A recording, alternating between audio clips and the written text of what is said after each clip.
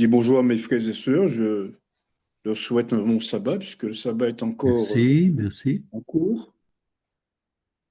Je pense que vous avez passé une bonne matinée sur le regard de Dieu et que vous êtes frais et dispo en cet après-midi pour continuer à approfondir bien, les thèmes que nous aimons, les thèmes qui font de nous un peuple particulier, puisque même si Dieu a des enfants dans toutes les églises, des fois même meilleurs que nous, mais Oui.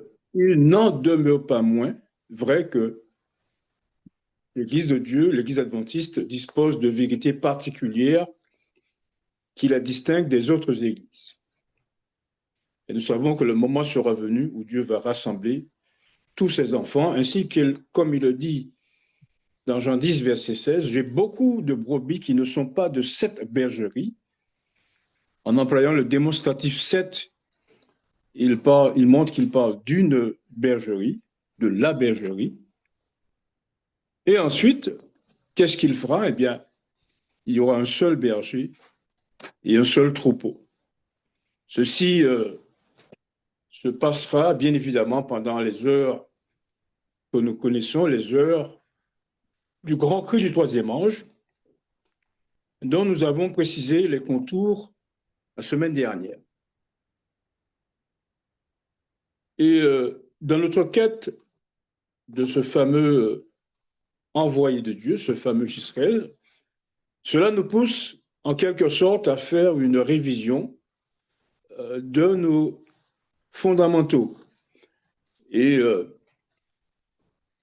je le fais à dessein car je sais qu'il y a des personnes qui nous écoutent et qui ne connaissent pas nécessairement, je veux dire, notre doctrine, notre foi.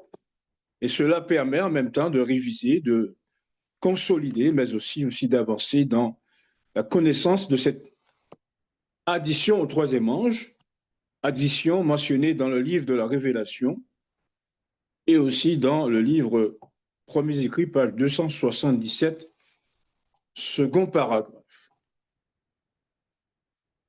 Alors hier, nous avons commencé un sujet qui s'appelle Miller, White, Jones et Wagner et l'autre. Et donc, hier soir, nous avons commencé à déflorer le sujet. Et pour comprendre là où nous étions, nous sommes remontés depuis le moment où les grands disciples, les Pierre, les Jacques et autres Paul, des hommes de gros calibre, comme on pourrait dire, ont passé et l'Église s'est vue accepter un certain nombre de personnes qui n'étaient pas spécialement fondées dans la foi. Et en cherchant l'appui des princes, c'est-à-dire de l'État, on a abaissé le niveau. On a abaissé le niveau spirituel et l'apostasie a fait son entrée dans l'Église au point que déjà dans les années 500, 508 pour être précis, avec le baptême de Clovis, roi des Francs, eh bien, l'Église a connu ses heures de Dark Ages, comme disent les Anglais, le Moyen Âge, pas bien traduit en français, bref, Moyen Âge au cours duquel, eh bien, l'Église connut une ère de tristesse et de désolation. Nous avons parlé hier soir de ces 1260 jours, euh, alors que lui et Daniel, dans un autre passage, le 12, il parle de 1290 jours. Alors, quelle différence entre les 1260 jours et 1280 jours, 10 jours? C'est une chose sur laquelle nous reviendrons. Et nous avons aussi pu vérifier que les jours de Dieu, le calendrier biblique, est composé d'années et de mois de 30 jours. Et ceci dès le déluge, puisque Noé est entré dans l'arche le second mois, le 17e jour du mois, et il en est sorti le 7e mois, le 17e jour du mois. Vous voyez que l'inspiration prend la peine de donner ces indications de manière à ce que nous puissions faire des évaluations et savoir que lorsque nous allons rencontrer des mois dans la Bible ou des années dans la Bible, nous saurons qu'il n'y aura pas d'année bissextile, il n'y aura pas de 365 jours, il n'y aura pas de 366 jours, il n'y aura pas des mois de 31, ni de 28, ni de 29, mais les mois seront des mois de 30 jours. C'est pourquoi on parle de 1260 années, 1290 jours, etc., etc. Eh bien, tout cela nous fortifie dans l'idée que notre Dieu n'est pas un Dieu d'approximation, mais c'est un Dieu de précision. Et donc, nous commençons notre sujet, nous poursuivons notre sujet, qui n'est autre que Miller, Sir White, Jones, Wagner et l'autre. Miller, White, Jones, Wagner et l'autre, deuxième partie. Comme vous voyez, ce sera un sujet, on part sur juste quelques diapos et on est obligé pour bien comprendre et notamment pour nos invités de prendre le temps de le faire. Comme on dit chez nous, nous pas ni diable derrière nous. Traduction, le diable n'est pas après nous, donc on prend son temps et on fait les affaires de Dieu comme il faut. Donc, hier soir, nous étions arrivés à la frontière entre la fin des 1260 jours, l'emprisonnement du pape, et nous cheminions vers l'émergence de l'Église de Dieu, l'Église adventiste, dépositaire de ses oracles et de ses commandements et autres statuts. Alors, nous allons quand même relire notre texte de base qui nous met dans le contexte, qui n'est autre qu'un texte bien connu, Matthieu 24, 14. Cette bonne nouvelle du royaume sera prêchée dans le monde entier pour servir de témoignage à toutes les nations. Alors viendra la fin. Matthieu chapitre 24, verset 14. Texte bien connu et nous lisons lorsque nous parlons de cette dernière bonne nouvelle, puisque nous savons que Dieu a ajouté vérité sur vérité jusqu'à ce que, il ait trouvé une église qui englobe le tout. Mais il faut se rappeler que tout scribe instruit de ce qui concerne le royaume des cieux est semblable à un maître de maison qui applique des choses nouvelles et des choses anciennes. Et donc, le dernier message qui ne sera jamais prêché au monde, c'est le message du grand cri du troisième ange. Et donc, pour bien comprendre le contexte, et hier, le frère Daniel nous avait lu quelques paragraphes sur la loi du dimanche imposée aux États-Unis dans les années 1890. Ce n'était donc le préambule qui nous permet de comprendre qu'un gouvernement peut décider d'appliquer des lois indépendamment de notre volonté. Et donc, lisons ce passage qui nous permettra de comprendre un petit peu quel sera le thème et pourquoi le sabbat deviendra une pierre de touche lorsque le moment sera venu. La question du jour de repos, une pierre de touche. La question du jour de repos. Le point de la vérité particulièrement contesté sera la grande pierre de touche de la fidélité. Lorsque les hommes seront soumis à cette épreuve finale, une ligne de démarcation claire et précise sera établie entre ceux qui servent Dieu et ceux qui ne le servent pas. D'une part, l'observation du faux jour de repos, conformément à une loi de l'État opposée au quatrième commandement, constituera la soumission à une autorité en conflit avec celle de Dieu. Et, d'autre part, l'observation du vrai jour de repos selon la loi de Dieu sera une preuve de fidélité au Créateur. Tandis que les uns, en acceptant le signe de leur soumission au pouvoir terrestre, prendront la marque de la bête, les autres, en choisissant le signe de la fidélité à l'autorité divine, recevront le sceau de Dieu. Tragédie des siècles, chapitre 38, page 657, troisième paragraphe. Alors, cela peut paraître difficile à comprendre aujourd'hui, mais les choses arriveront comme Dieu les a prévues, les a annoncées. Il y a des choses qui ont été annoncées bien avant que le temps, et les choses se sont donc accomplies. Lorsque, notamment, Dieu avait prédit la destruction, Jésus avait prédit la destruction de Jérusalem, et cela quelques 40 années avant, la chose s'est accomplie. Sous Daniel, Dieu avait prédit eh bien, le partage du royaume gréco-macédonien par 4 généraux. Cela s'est passé dans les années 300 et quelques avant Jésus-Christ. Donc tout cela montre que même si le temps peut sembler durer, mais les choses s'accomplissent exactement comme Dieu l'avait dit.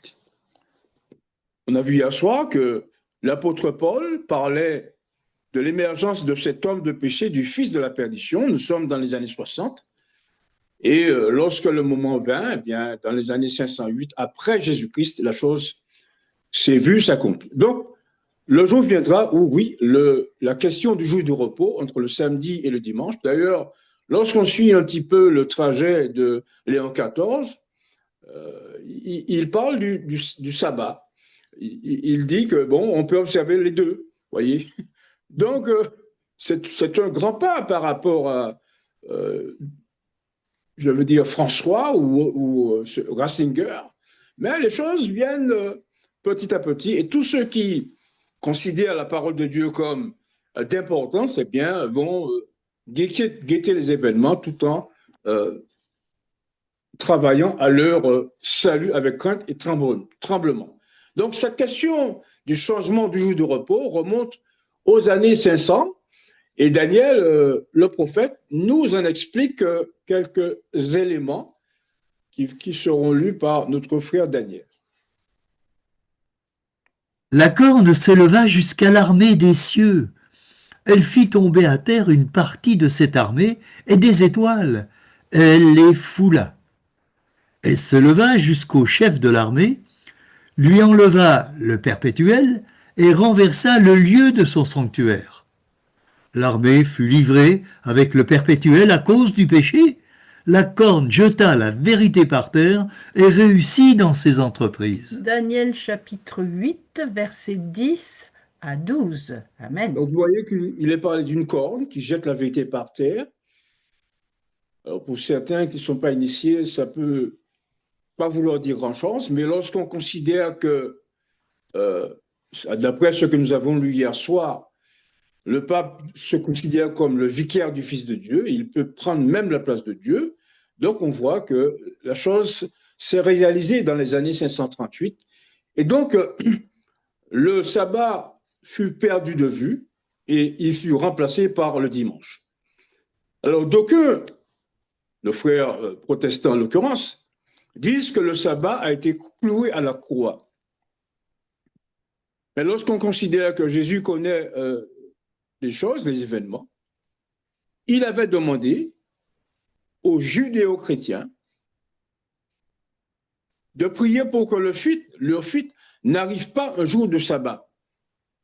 Donc, cela montre bien que le sabbat n'a pas été cloué à la croix et que Jésus, connaissant les événements, puisqu'il est l'omniscience même, l'omnipotent, eh bien, conseillait aux Juifs, je devrais dire judéo-chrétiens, de veiller à ce que leur fuite n'arrive pas un jour de sabbat. Et c'est pourquoi Ellen White confirme un fait important, confirme que eh bien, aucun chrétien ne perdit la vie dans la fuite, dans la destruction de Jérusalem, la ville du grand roi. Donc, nous avons vu qu'il y a un certain nombre de vérités qui ont été piétinées. La foi a été piétinée, la grâce a été piétinée, le Saint-Esprit a été piétiné, le baptême par immersion a été piétiné. Mais pendant ce piétinement qui a duré quelques 1260 jours, un peu plus, devrait dire 1335 jours, eh bien, Dieu se servit d'hommes et d'hommes qui ont nourri l'Église. Et le fait d'avoir été nourri, eh bien, cela a permis que des vérités soient relevées. Alors, quelles sont les vérités qui ont été relevées? Les voici.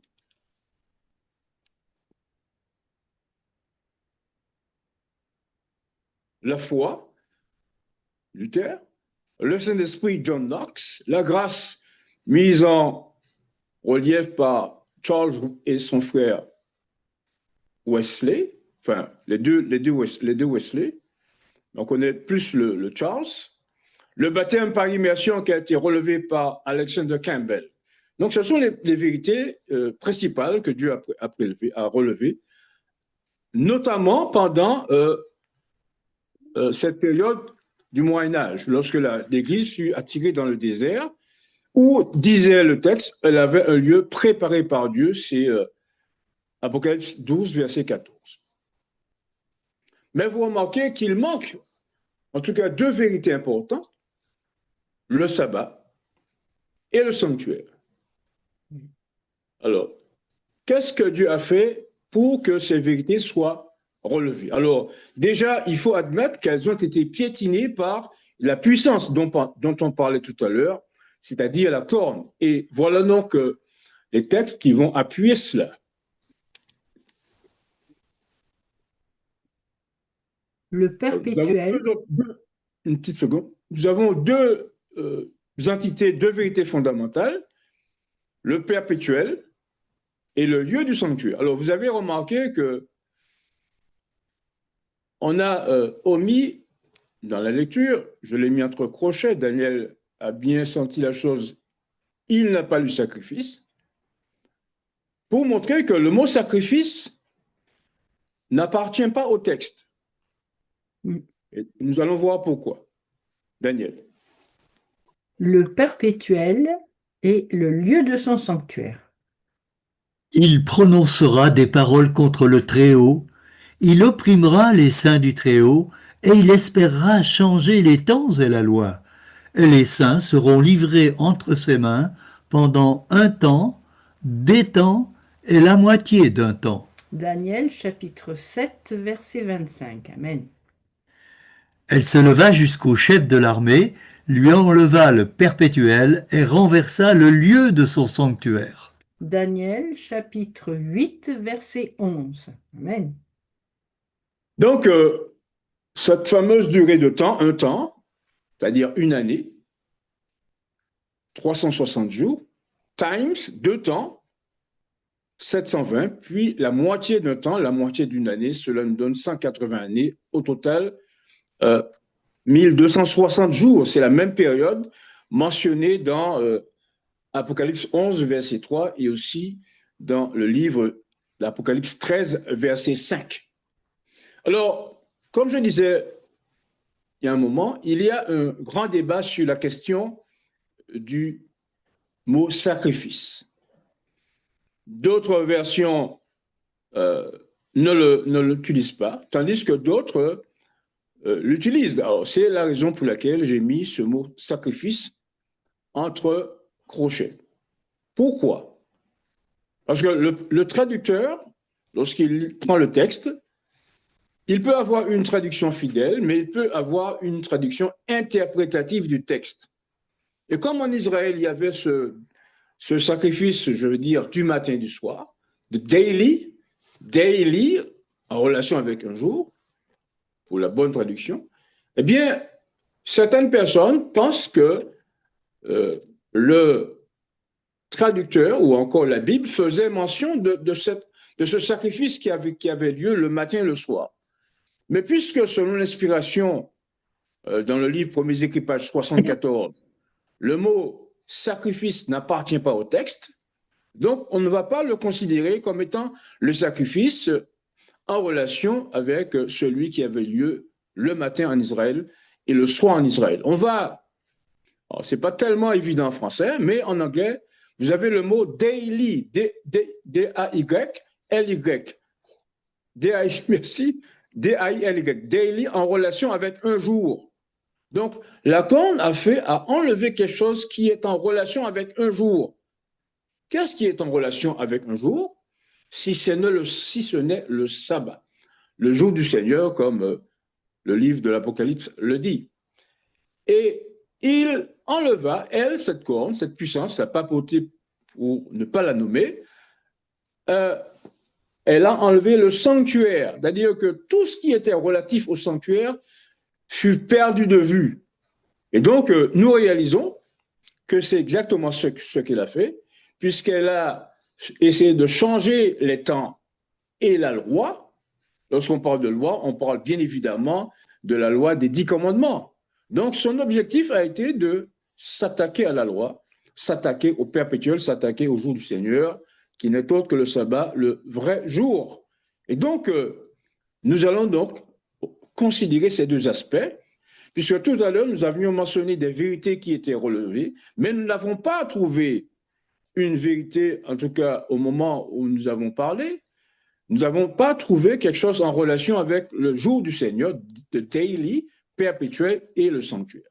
Et donc, cette corne va s'attaquer, cette puissance va s'attaquer, et s'attaque toujours, à la loi de Dieu et au sanctuaire. Donc, nous sommes arrivés donc au moment où Campbell relève la vérité du baptême, le baptême par immersion, et nous continuons notre chemin jusqu'à ce que bien, nous retrouvions d'autres vérités piétinées et d'autres vérités relevées. Et lorsque nous aurons fait cela, eh bien, la porte sera grand ouverte pour que nous considérions eh bien, les personnes qui, de leur empreinte, de leur inspiration et du choix que Dieu a fait, eh bien, ces personnes ont joué important dans l'Église de Dieu. Alors, qu'est-ce que nous avons ensuite en relation avec cette vérité de Daniel 8, versets, on va dire, 10 à 12. N'oubliez pas que la corne s'attaqua à la vérité, va enlever le perpétuel, va s'attaquer au chef de l'armée Christ pour lui enlever son rôle dans le sanctuaire céleste. Je rappelle que le chef de l'armée n'est autre que Jésus lui-même, celui-là même qui guidait Israël, celui-là, qui a dit à Josué, « Je suis le chef de l'armée de l'Éternel, j'arrive maintenant. » C'est-à-dire qu'il avait fait des milliards de kilomètres et il arrive maintenant montrant comment cet homme, ce Dieu, Jésus-Christ, parce que rappelez-vous que Dieu est pluralité, eh bien, il arrive maintenant, après avoir franchi des milliards et des milliards d'années-lumière, je dirais. Alors, nous allons donc lire ce texte, et là, nous abordons et nous touchons maintenant à notre histoire qui a commencé, comme vous le savez, par William Miller. Lecture. 2000, et il me dit, 2300 soirs et matins, puis le sanctuaire sera purifié. Daniel chapitre 8, verset 14. Alors, très bien, merci. On n'est pas très loin. Daniel 8, 9 à 14 vont parler de ce moment. Alors, vous avez remarqué que j'ai mis que le sanctuaire sera rétabli. C'est la tradition que donnent certaines versions. Et pourquoi rétabli? Bien parce qu'il a été perdu de vue pendant des années. Depuis 508, eh bien, on ne parlait plus du sanctuaire céleste. On ne voyait que par Rome, et on disait que tous les chemins menaient à Rome. Donc, le sanctuaire va être rétabli après les années 1890. Qu'est-ce que cela signifie qu'il sera rétabli, qu'il sera purifié? Vous comprenez bien que lorsque un sanctuaire est rétabli, c'est pour y faire les activités inhérentes au sanctuaire, c'est-à-dire le purifier, prendre note des personnes qui violent les commandements de Dieu jusqu'à ce que le temps vienne où eh bien, on va procéder à la purification du sanctuaire, c'est-à-dire on va enlever des livres du sanctuaire céleste des noms des personnes qui n'ont pas persévéré jusqu'à la fin. Et là, nous sommes dans une vérité nouvelle. Rappelez-vous ce que le Christ disait, c'est pourquoi tout scribe instruit de ce qui concerne le royaume des cieux est semblable à un maître de maison qui tire de son trésor des choses nouvelles. Et donc voilà, le sanctuaire est perdu de vue et voilà cet homme qui ne croyait pas spécialement en Dieu. Il a fait la guerre contre l'armée anglaise pour conserver cette frange orientale de la Nouvelle-Angleterre. Et il devient finalement accoutumé à la parole de Dieu et il va se pencher précisément sur cette prophétie que l'on connaît bien chez nous, 2303 matin, puis le sanctuaire sera purifié. Mais souvent, dans la quête de la vérité, eh bien, nous ajoutons notre conception de la vérité. Nous y ajoutons une croyance populaire. Et donc, cet homme, William Miller, bien que guidé par Dieu, parce que ça se semblait un peu curieux que Dieu le guide et qu'il se soit trompé, on va voir pourquoi les choses se passent ainsi, eh bien, il va parler d'une croyance populaire selon laquelle, voilà la réponse que nous donne l'inspiration. Je parle des écrits de la plume inspirée. En expliquant ces paroles de Daniel 8,14, 2300 soirs et matins, puis le sanctuaire sera purifié, Miller, adoptant l'idée généralement admise que le sanctuaire était la terre, crut qu'il s'agissait de la purification de notre globe par le feu au jour de Dieu, et il en conclut que la fin des 2300 années coïncidait avec la seconde venue du Christ. Son erreur provenait de ce qu'il avait adopté une croyance populaire touchant le sanctuaire. Tragédie des siècles, chapitre 19, page 380, troisième paragraphe et suite haut de la page 381. Amen. Amen. L'initiative était bonne, comprendre cette purification du sanctuaire. Mais les données étaient fausses. Les données se basaient sur une croyance populaire. Et c'est ainsi ce qui nous arrive, nous autres dépositaires de la parole de Dieu. Il y a bon nombre de prophéties que nous considérons parce que nous sommes attachés à une croyance populaire. Et c'est pourquoi la plume inspirée nous met en garde contre cette idée. Lorsqu'elle dit que même les adventistes du 7e jour courent le danger de rejeter la vérité telle qu'elle est en Jésus, parce qu'elle contredit une vérité qu'ils ont considérée comme vérité acquise, mais dont l'Esprit de Dieu enseigne que ce n'est pas la vérité. Alors entendez-moi bien, je ne suis pas là pour dire qu'il n'y a pas de sanctuaire, il y a un sanctuaire céleste. Je ne suis pas là pour dire que le millénium sera une période pendant laquelle les hommes pourront se racheter, alors que Jérémie n'a vu aucun homme sur la terre pendant une période de temps. Il n'a pas vu d'oiseau, il n'a pas vu, je veux dire, de lumière. Et il compare, dans Jérémie 4, versets 21 à 23, eh bien, la terre comme elle était au commencement, ce qui est confirmé dans le livre Tragédie des siècles, page 715. Alors, quelle est la différence entre le monde, je veux dire, la terre, que la parole de Dieu considère comme un abîme, et un abîme signifie exactement ce que cela veut dire, eh bien, la seule chose, c'est qu'il n'y aura pas d'eau. Contrairement au début, rappelez-vous que la terre était un abîme. Alors, vous comprenez bien que la terre, il n'y aura pas d'eau. Pourquoi? Parce que la terre est déjà formée. La terre est tirée et formée au moyen de l'eau. Donc, nous comprenons qu'il n'y aura pas de personnes sur, je dis la terre, pendant le millénium. Cet intermède sera passé dans les cieux. Et comme le dit notre frère Jean, il dit que nous allons régner avec Christ. nous allons régner avec Christ, là où il est, bien évidemment. Et après, Christ régnera avec nous, puisqu'il descendra sur la terre, car la terre, selon le psaume 116, verset 15, a été destinée pour les humains. Donc, ne comptez pas sur moi pour dire qu'il y aura une vie sur la terre pendant le millénium.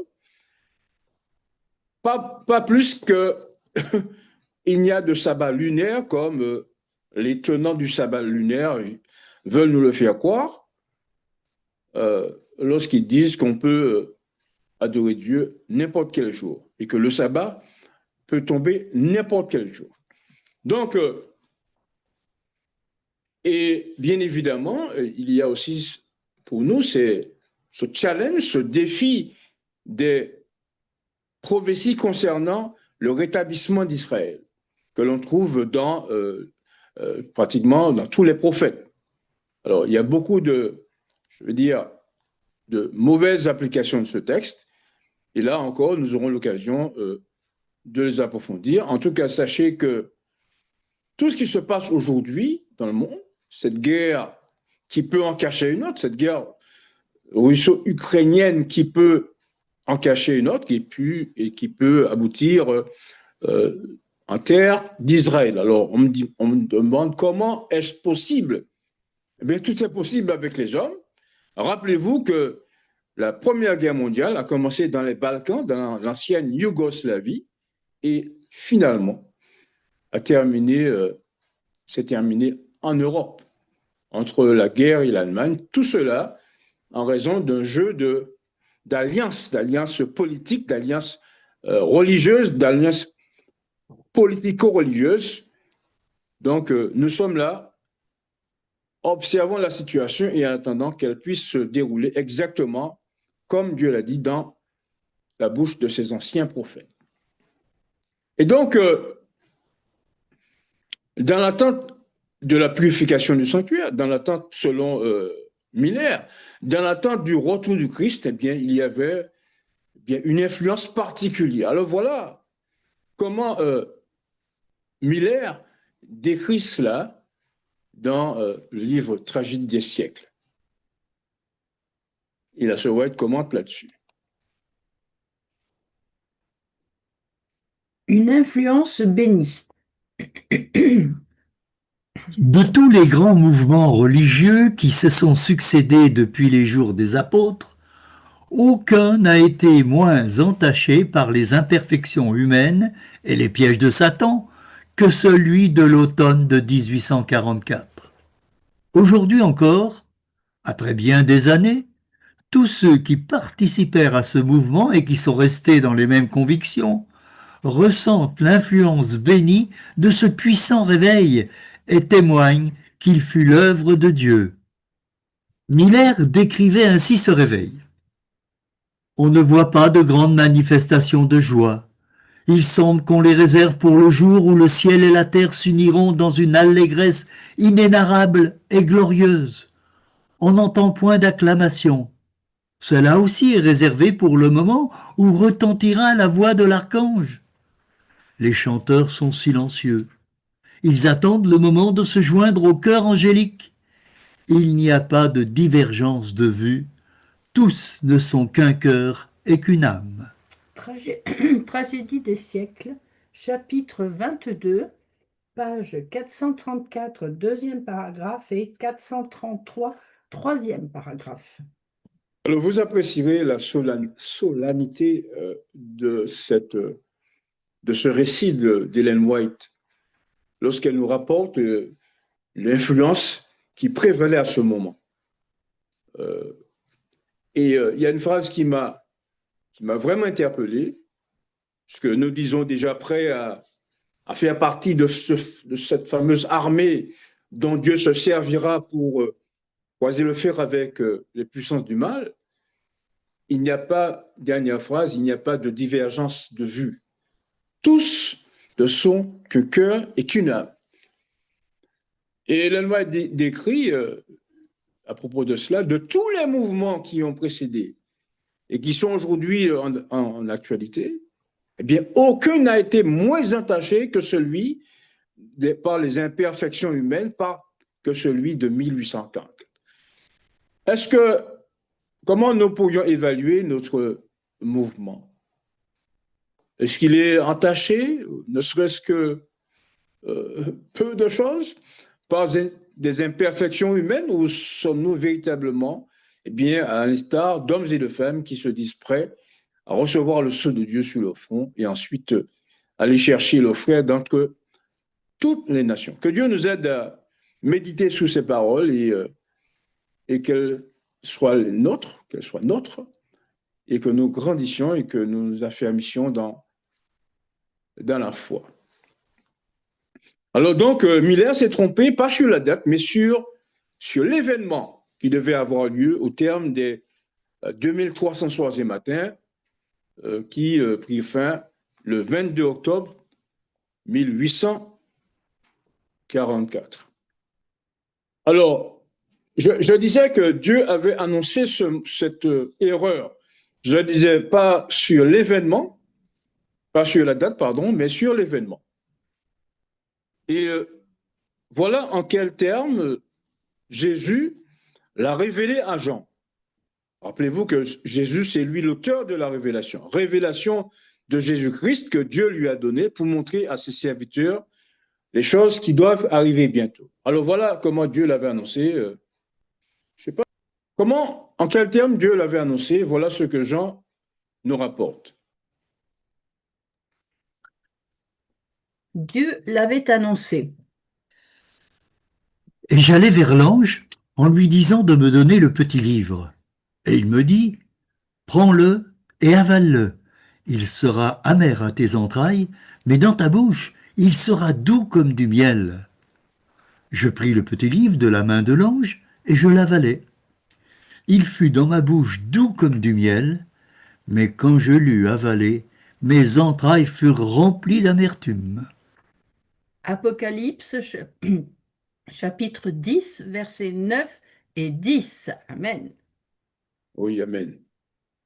Et donc, nous réalisons que Dieu l'avait annoncé.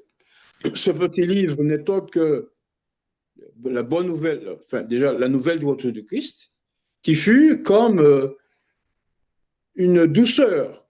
Parce que s'attendre à ce que Jésus revienne, c'est certainement une bonne idée, qui ne peut que nous réjouir. Et lorsque la date passa, le 22 octobre 1844, eh bien, ça a été vraiment quelque chose de douloureux que l'apôtre Jean compare à de l'amertume. Alors, j'invite tous ceux qui n'ont pas vu ce film, qui le regardent, dites-le au monde. On peut taper ça sur YouTube et vous allez voir comment les gens étaient vraiment accrochés à l'idée du retour du Christ et comment le lendemain, ils étaient l'objet de railleries, de moqueries de la part de tous ceux qui n'avaient pas cru que Jésus reviendrait et qui s'étaient approchés, s'étaient soi-disant repentis, tout simplement par la peur du châtiment, mais pas par le véritable amour consistant à attendre le retour du Sauveur. Alors, je répète que ce film s'appelle « Dites-le au monde »,« Tell it to the world ». Voilà le titre du film. Et donc, qu'est-ce qui va se passer? Est-ce que bien, les choses vont rester en l'état? Malheureusement, le pauvre Miller fut dans la détresse et il finit par rejeter le message qui aurait dû éclairer ses erreurs et qui aurait pu le faire comprendre eh bien, qu'une autre vérité, pas celle-là, eh bien, devait prendre la place de celle qu'il avait, je veux dire, comprise. Donc, la bonne nouvelle du royaume des cieux était quelque chose de doux pour les croyants qui attendaient et amer lorsque Jésus ne revint pas.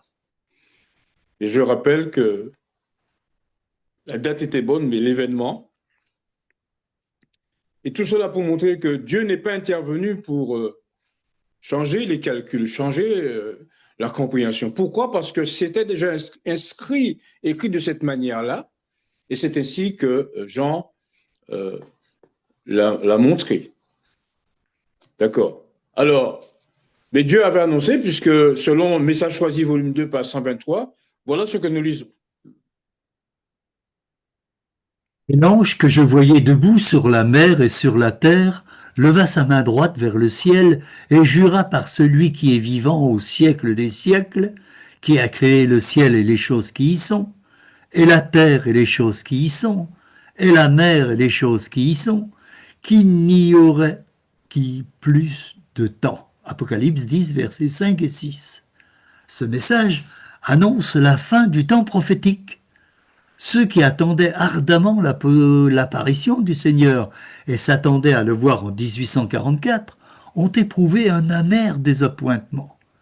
Il entrait dans les vues du Seigneur que ce désappointement eut lieu pour mettre à jour ce qui existait dans les cœurs.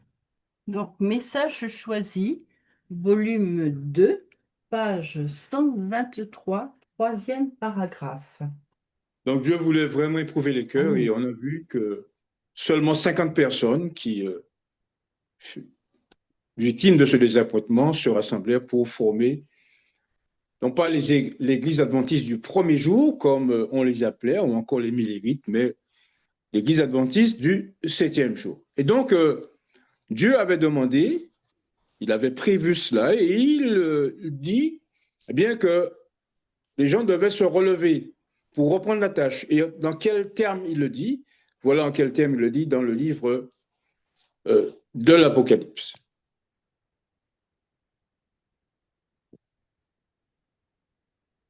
Il faut que tu prophétises de nouveau.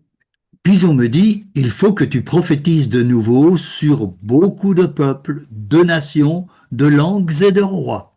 Apocalypse chapitre 10, verset 11. Amen.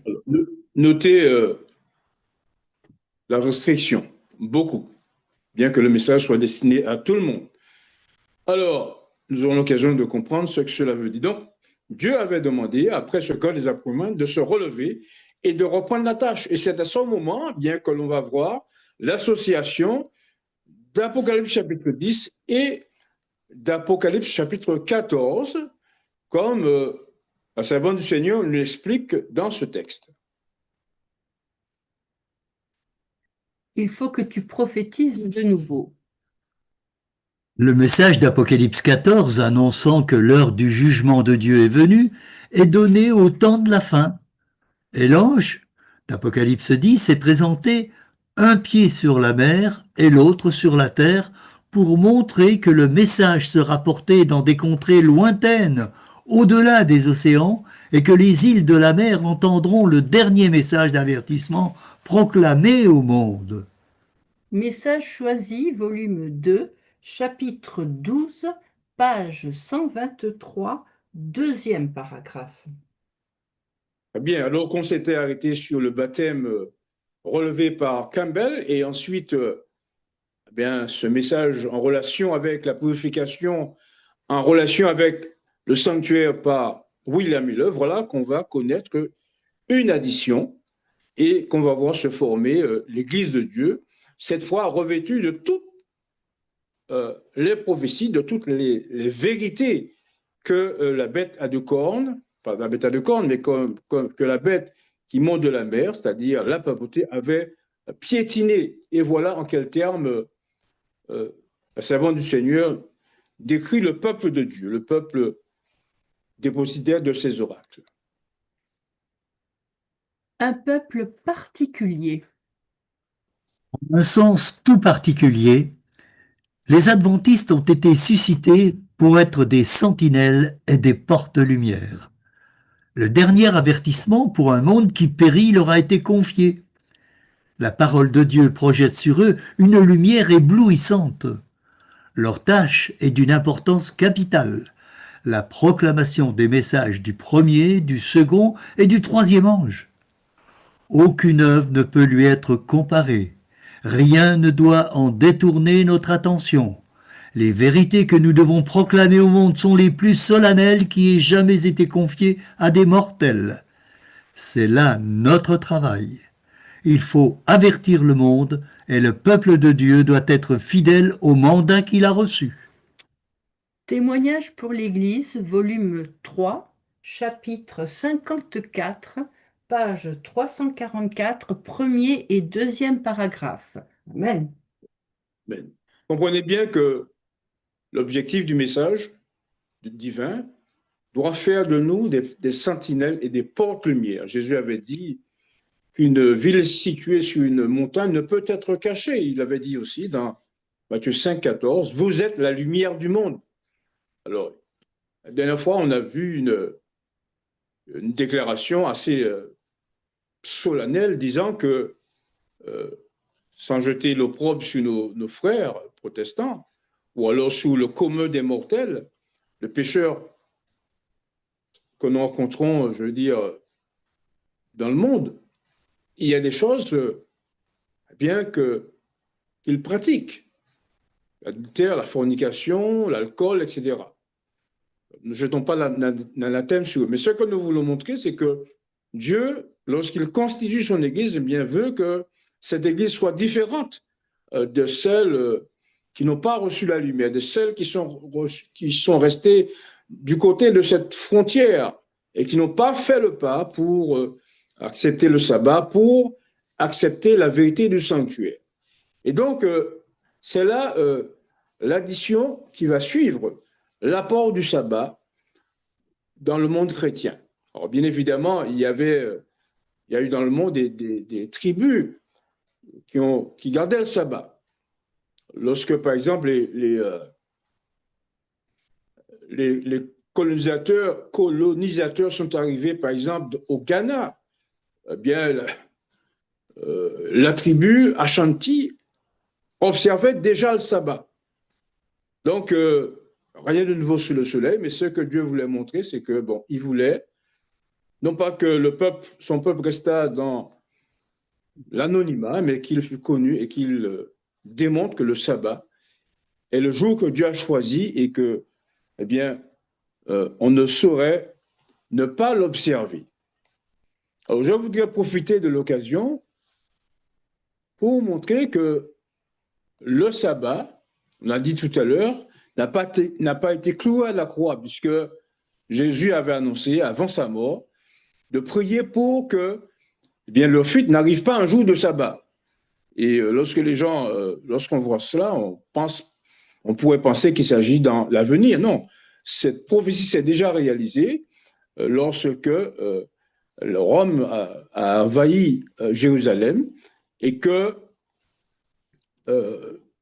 en 70, eh bien, aucun chrétien ne perdit la vie dans Jérusalem. Alors, pour ceux qui croiraient que Dieu ait institué le sabbat aux premières heures de la création, qu'il ait aboli entre-temps à la croix et qu'il le remette à nouveau pendant l'éternité, quel Dieu ce serait d'avoir créé une chose qu'il considère comme étant très bonne, qu'il s'en fait fi, qu'il s'en débarrasse et qu'il la remette pendant l'éternité. Alors, voilà comment, du début de la création à la fin, du début de la création et au commencement de ce renouvellement de toutes choses, de nouveaux cieux et de nouvelles terres, voilà comment les prophètes de Dieu présentent la chose à travers cette juxtaposition de ces deux textes. Le sabbat du début du monde jusqu'à l'éternité. Dieu acheva au septième jour son œuvre qu'il avait faite, et il se reposa au septième jour de toute son œuvre qu'il avait faite. Dieu bénit le septième jour, et il le sanctifia, parce qu'en ce jour, il se reposa de toute son œuvre qu'il avait créée en la faisant. Genèse chapitre 2, versets 2 et 3. Amen. Ainsi, nous voyons l'importance du sabbat dès la création, et donc Dieu bénit ce jour, le sanctifie, non pas qu'il eut besoin d'être sanctifié, car Dieu est lumière même. Il n'y a pas chez lui, comme dirait l'apôtre, ni ténèbres, ni ombre de variation. Eh bien, il le fit pour nous, de manière à ce que nous nous reposions et que nous nous sanctifions ce jour.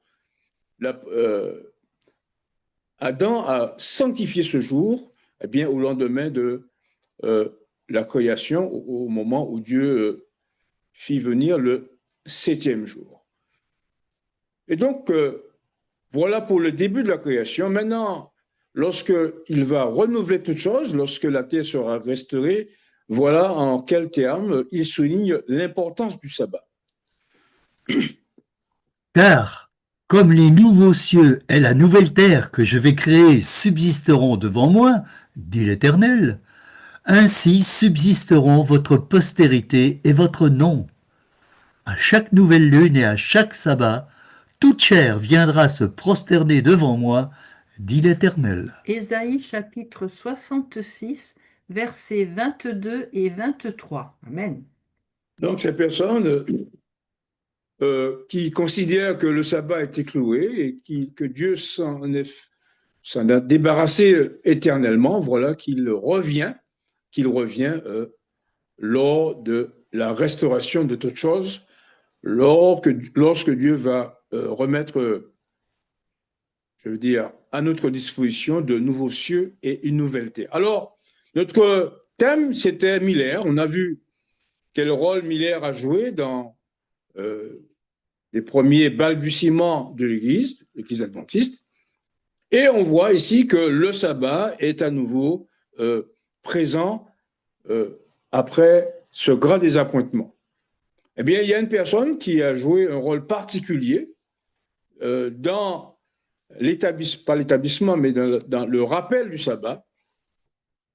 C'est Ellen G. White et Ellen Good Hammond, bien que elle n'en soit pas à l'origine, ça a été Joseph Bates, mais elle a, par son autorité, par le choix que Dieu a fait, confirmé que le sabbat était vraiment le jour du Seigneur. Et au moment où l'Église cherchait ses repères, elle a donné avec force conviction que le sabbat devait être gardé au coucher du soleil le vendredi et au coucher du soleil le sabbat. Et elle explique aussi qu'on doit veiller jalousement aux heures de l'ouverture, mais aussi aux heures de fermeture, car Dieu a un créneau horaire de 24 heures. Si on dépasse, on n'est pas dans les normes que Dieu a établies. Alors voilà l'importance qu'elle a jouée et voilà ce qu'elle disait quelques années avant sa mort. Mes écrits sont classés. D'abondantes lumières ont été accordées à notre Église en ces derniers temps. Soit que ma vie se prolonge ou qu'elle arrive à son terme, mes écrits continueront à parler sans cesse et ils exerceront leur influence jusqu'à la fin des temps. Mes écrits sont classés et gardés dans le bureau. Même si je devais manquer, ces paroles que le Seigneur m'a confiées resteront vivantes et continueront à parler au monde. Il se peut que je vive jusqu'au retour du Seigneur. Au cas contraire, j'espère qu'il pourra être dit à mon sujet « Heureux dès à présent les morts qui meurent dans le Seigneur, oui, dit l'Esprit, afin qu'ils se reposent de leurs travaux, car leurs œuvres les suivent. » Apocalypse 14, verset 13. Message choisi, volume 1er, chapitre 4, page 63, troisième paragraphe. Alors, je sais qu'il y a beaucoup de personnes qui contestent son autorité, contestent le fait que Dieu l'ait choisi, que Dieu l'ait inspiré afin qu'elle puisse guider l'Église de Dieu. Pour ma part, j'ai choisi d'accepter qu'elle est une messagère du Seigneur. Et lorsqu'elle parle de certains sujets, précisément ou principalement, les sujets concernant les lois du dimanche, concernant le moment où le sabbat sera véritablement une pierre de touche, on ne peut pas ne pas croire qu'elle a reçu cette inspiration, d'autant que la relation qu'elle fait entre ce sabbat qui sera une pierre de touche et la Bible est évidente. Lorsque nous lisons dans l'Apocalypse, le fait qu'il y aura une union entre les États-Unis, le faux prophète protestant et la papauté, tout cela nous confirme avec des relations avec d'autres textes que le sabbat sera véritablement une pierre de touche et que tous ceux qui s'agenouilleront devant la bête recevront sa marque, c'est-à-dire l'autorité du dimanche, ces personnes ne sauraient faire partie de ceux qui bénéficieront de la grâce de Dieu. Et il suffit de lire le livre de l'Apocalypse, il suffit de lire notamment le chapitre 15 de l'Apocalypse, montrer comment il est important au moment voulu, d'accepter l'importance du sabbat. Et comme nous disons souvent, Dieu ne tient pas compte des temps d'ignorance. Il y a des gens qui sont de l'Église catholique, qui sont des églises protestantes, qui suivent la conviction de leur conscience.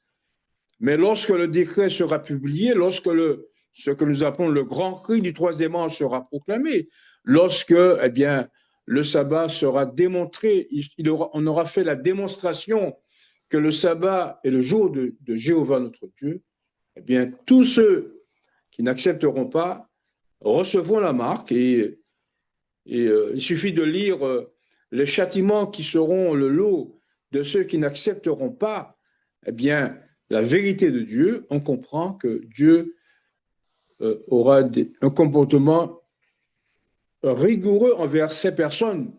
Je rappellerai que la première plaie, c'est l'ulcère malin qui va frapper tous les hommes. Imaginez le cas de Job, qui avait un ulcère pendant un bon nombre d'années de sa vie.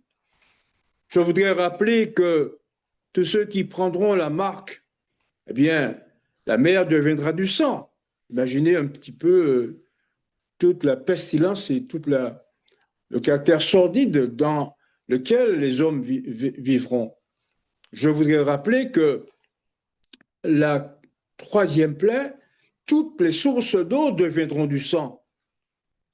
Ça, c'est à retenir. Retenir aussi la quatrième plaie. Alors aujourd'hui, on parle beaucoup de réchauffement climatique. On voit que les températures augmentent, on voit que les côtes perdent en importance à cause du grignotage que fait la mer sur ces côtes. On le voit bien dans les pays où les gens construisent les pieds dans l'eau, les dégâts que cela peut occasionner. Dans le livre de la Révélation, chapitre 16, verset 8, il est dit que les hommes maudiront Dieu parce que la chaleur était grande. Alors, comme je dis, ce que nous vivons aujourd'hui n'est rien face aux plaies dont Dieu châtira tous ceux qui, au moment de faire le choix entre le sabbat et le dimanche, accepteront le dimanche.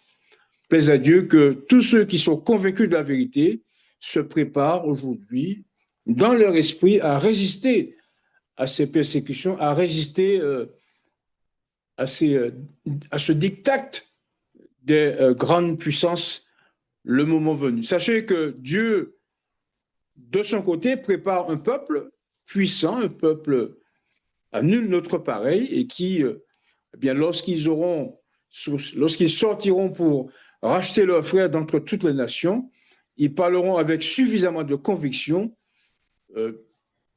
guidés par l'Esprit, afin qu'ils puissent conduire leurs frères à accepter la vérité. Ainsi, comme disait Jésus, j'ai d'autres brebis qui ne sont pas de cette bergerie, c'est là, il faut que je les amène. Alors, sans vaine gloriole, sans gloire aucune, simplement en toute humilité, et comme nous l'avons montré l'importance du sabbat, Dieu a un peuple qui lui est dévoué, un peuple qui s'est choisi, comme il se choisit naguère, Israël, porteur de ses oracles et de ses vérités.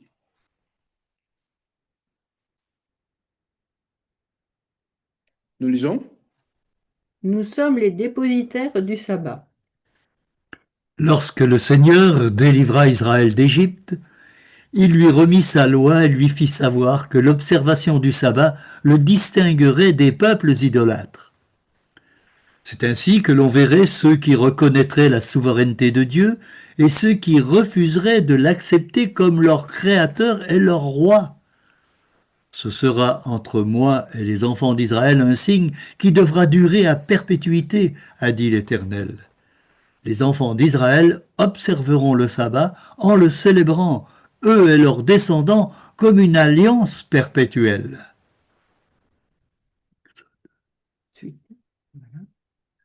Comme le sabbat était le signe caractéristique d'Israël lorsqu'il sortit d'Égypte pour entrer dans la Canaan terrestre, de même ce jour est le signe distinctif du peuple de Dieu au moment où il se dispose à entrer dans la Canaan céleste. Il indique les liens de parenté qui unissent le Seigneur et son peuple. Par lui, on reconnaît que celui-ci honore sa loi. Il distingue ses fidèles sujets de ceux qui transgressent ses commandements. Témoignage pour l'Église, volume 3, chapitre 1er, page 16, premier et deuxième paragraphe. Amen. Oui, amen. Et comme disait Jésus dans Jean 15, verset 15, si vous m'aimez, gardez mes commandements. Ce qui va être prolongé par l'apôtre Jacques, dans Jacques 2, verset 10. Celui qui a dit, tu ne commettras point d'adultère, a dit aussi, tu vas observer le sabbat. Et donc, si quelqu'un garde toute la loi mais pêche contre un seul commandement, il devient coupable de tous. Vous avez donc vu comment Miller a joué ce rôle d'éclaireur et Ellen White prend toute sa place pour confirmer que Dieu a choisi un peuple particulier comme dépositaire de ses oracles. Alors, on se souvient que la corne jeta la vérité par terre et renversa le lieu de son sanctuaire. Alors, quel sanctuaire fait-on allusion, si ce n'est au sanctuaire céleste, celui dans lequel notre souverain sacrificateur officie aujourd'hui, non pas à la droite de Dieu, mais devant lui, dans le lieu très saint. Et c'est assez singulier que cette vérité fut relevée aussi par le peuple de Dieu et Ellen White en particulier, à qui Dieu a donné des visions particulières sur l'importance du sanctuaire céleste. Mais laissons la Bible parler pour montrer qu'il y a un sanctuaire dans les cieux et qu'il y a un lieu très saint aussi qui est important. Ce lieu très saint a joué un rôle important dans l'histoire d'Israël, puisque c'est là qu'on faisait l'expiation, c'est-à-dire qu'on purifiait le sanctuaire terrestre, tous les péchés qui s'étaient accumulés pendant une année. Et voilà comment l'apôtre Paul confirme l'idée d'un sanctuaire dans les cieux. Le sanctuaire. Le Saint-Esprit montrait par là que le chemin du lieu très saint n'était pas encore ouvert, tant que le premier tabernacle subsistait. Hébreux chapitre 9, verset 8. Amen. Amen. Il y a même des gens chez nous qui contestent l'idée d'un sanctuaire céleste. Mais regardez en quels termes clairs l'apôtre Paul parle de ce sanctuaire. Il dit que, alors, des versets 1 à 8, il y a la disposition du sanctuaire, il y a aussi les ablutions et tous les rites qui étaient associés à l'exercice du sacerdoce lévitique. Mais il dit que tout cela devait durer un certain moment et que tant que le sanctuaire terrestre n'était pas, en tout cas, les services du sanctuaire terrestre n'étaient pas achevés, le chemin du lieu très saint n'était pas encore ouvert. Donc, on comprend bien que ce chemin du lieu très saint n'est autre que le chemin du lieu très saint qui conduisit Jésus et le Père dans le lieu très saint. Car souvent de fois, on pense qu'il n'y a que Jésus qui y soit entré. Mais le Père y est entré après cette installation dont parle Daniel 7, verset 9. Et confirmant ce fait, premier écrit, page 55, parle du fait que le Père s'est levé de ce trône du paradis, pour rejoindre le lieu très saint du sanctuaire céleste en 1844. Donc non seulement Jésus s'est levé, non seulement Jésus y est entré, mais le Père y est entré aussi, montrant qu'il y a deux trônes dans les cieux, un trône administratif qui n'est autre que le trône du paradis, le fameux, pas le septième, comme on dit de manière un peu ironique, mais du troisième ciel, qui est le paradis de Dieu, selon 1 Corinthiens 12, verset 2. Donc le Père se lèvera de ce trône,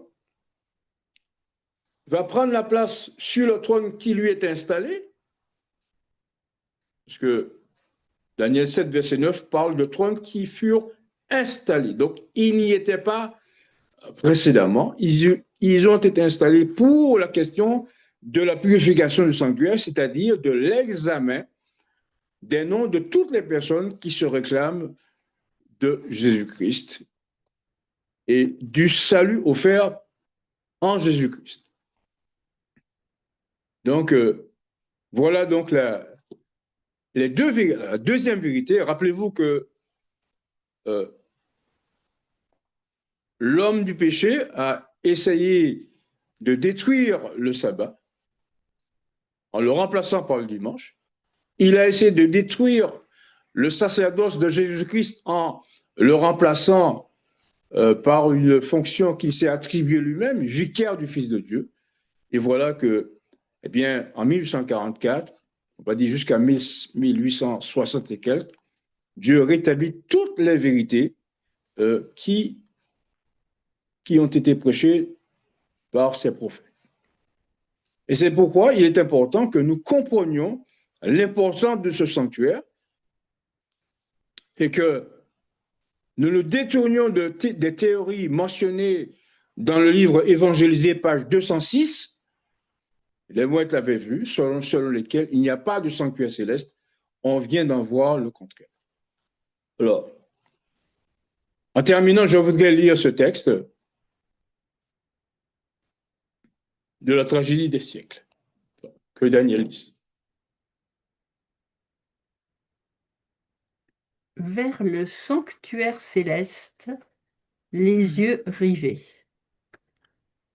Le peuple de Dieu devrait comprendre parfaitement le sujet du sanctuaire et du jugement. Chacun devrait être au courant de la position et de l'œuvre de notre souverain sacrificateur. Sans cette connaissance, il n'est pas possible d'exercer la foi indispensable en ce temps-ci, ni d'occuper le poste que Dieu nous assigne. Chacun a une âme à sauver ou à perdre. Le cas de chacun est inscrit à la barre du divin tribunal. Chacun sera appelé à comparaître face à face devant le juge éternel. Il importe donc au plus haut point de penser souvent à cette scène du jugement où les livres sont ouverts et où, comme Daniel, chacun sera debout pour son héritage à la fin des jours. Tragédie des siècles, chapitre 28, page 530, troisième paragraphe. Alors, ceux qui, même chez nous, disent qu'il n'y a pas de sanctuaire, eh bien, ils se trouvent dans une situation bien peu enviable. Quoique le fait d'y croire ne suffit pas. Il faut y croire, certes, il faut, au fur et à mesure que l'on avance dans le temps, comme on peut le lire à la page 461, eh bien, il faut que le peuple de Dieu, de la tragédie des siècles, merci, il faut que le peuple de Dieu abandonne définitivement le péché. C'est là, je veux dire, l'objectif, et pas seulement celui de savoir qu'il y a un sanctuaire. Donc, nous avons vu ce soir deux personnes qui ont joué un rôle important dans notre liste. Notre liste parlait de Miller, merci, de Lasser White. Il nous reste à voir Jones, Wagner et l'autre. Comment ces hommes vont jouer et ont joué un rôle important dans notre sanctification, dans la connaissance de la vérité, de manière à ce que bien, nous prenions le péché en horreur et que nous nous préparions à, non seulement à être, je veux dire, sauvés lorsque Christ reviendra, mais aussi à nous préparer pour ces grands lendemains que Dieu réserve à ce peuple puissant tel qu'il n'y en a jamais eu depuis que le monde existe, selon Joël 2, verset 10 et suivant. Ainsi, donc, toutes les vérités énoncées par la parole de Dieu, importantes, eh bien, se retrouvent dans une seule église, dans un seul vase, comme dirait Ézéchiel. La foi, le Saint-Esprit, la grâce, le baptême, le sanctuaire, le sabbat. Alors, comme vous le constatez, certaines dénominations s'arrêtent à la foi, le Saint-Esprit, la grâce, le baptême, mais il faut franchir la frontière pour accepter la vérité du sabbat, accepter la vérité du sanctuaire et se retrouver dans l'Église de Dieu, celle qui est le dépositaire de ses oracles, de ses statuts et de ses ordonnances. Alors, j'espère qu'au fur et à mesure que nous révisons ces thèmes, que nous nous confortons dans notre foi et que, pour certains, découvrent ce qu'est la foi adventiste et comment Dieu prend soin de ne pas tenir compte des temps d'ignorance, mais d'accepter tous ceux qui, de bonne foi, viendront se joindre à cette Église et le moment viendra, comme nous l'avons dit, eh bien, il y aura un seul berger et un seul troupeau, comme Dieu l'a dit, comme Jésus lui-même l'a dit dans sa parole, lui-même le bon berger. C'est là ma prière et mon vœu pour chacun de nous. Amen. Amen, amen. Amen. Merci, frère Edgar. Alors, frères et sœurs, c'est le moment des questions. Donc, sentez-vous à l'aise. C'est à vous. Alors, ma question, c'est au sujet de Matthieu 24, verset 14. Je relis, malgré que tout le monde le connaît, ce texte. Cette bonne nouvelle du royaume sera prêchée dans le monde entier pour servir de témoignage à toutes les nations, alors viendra la fin. Écoutez-moi bien, je ne minimise pas la puissance de Dieu, mais je veux un éclairage à ce sujet. Comment la terre entière sera au courant de la parole de Dieu? Comment aller évangéliser certaines personnes qui se trouvent dans les contrées lointaines, qui parlent des patois entre eux, ils se comprennent entre eux, et les gens qui sont dans les pays civilisés et qui parlent des langues internationales peuvent parler de Jésus à ces gens-là. Exemple, je parle d'Esquimaux et il y en a d'autres. Je suis claire ou pas? Tout à fait, ma soeur. D'accord. Alors, nous avons heureusement un type de cet événement. Quand je parle du type, c'est-à-dire un modèle que Dieu nous a donné pour nous montrer que, eh bien, les choses sont du domaine du possible. Alors, je vais demander à Daniel de me lire Acte 2, versets 1 à 4. Acte 2, versets 1 à 4. Le jour de la Pentecôte, ils étaient tous ensemble dans le même lieu. Tout à coup, il vint du ciel un bruit comme celui d'un vent impétueux, et il remplit toute la maison où ils étaient assis. Des langues, semblables à des langues de feu, leur apparurent, séparées les unes des autres, et se posèrent sur chacun d'eux. Et ils furent tous remplis du Saint-Esprit, et se mirent à parler en d'autres langues, selon que l'Esprit leur donnait de s'exprimer. Acte chapitre 2, versets 1 à 4. Alors, voilà donc le type. Il y avait des Juifs de toutes les nations qui sont sous les cieux. Et là, vous avez 120 personnes remplies de l'esprit qui vont commencer à parler. Alors, beaucoup de gens pensent que les apôtres parlaient et les gens parlaient l'hébreu, le juif, et les gens entendaient dans leur langue. Mais ce n'est pas ce que dit le texte. Ils furent tous remplis du Saint-Esprit et se mirent à parler en d'autres langues. Donc, il ne parlait pas le juif à ces gens-là. Il leur parlait en d'autres langues. Et ce qui est important dans le texte, le selon est important, selon ce que l'Esprit leur donnait de s'exprimer. Donc, il y avait des Élamites, il y avait des Parthes, il y avait même des Arabes, des Crétois, il y avait tout le monde, de toutes les nations qui sont sous les cieux, parce que les Juifs, prosélytes, surtout les Juifs, avaient commencé à se disperser en Grèce, dans toutes les parties du monde. Et donc, ces gens-là, en venant à la fête de la Pentecôte, s'exprimaient dans la langue de leur pays. Et retenaient selon ce que l'Esprit leur donnait de s'exprimer. Donc, ils parlaient en d'autres langues.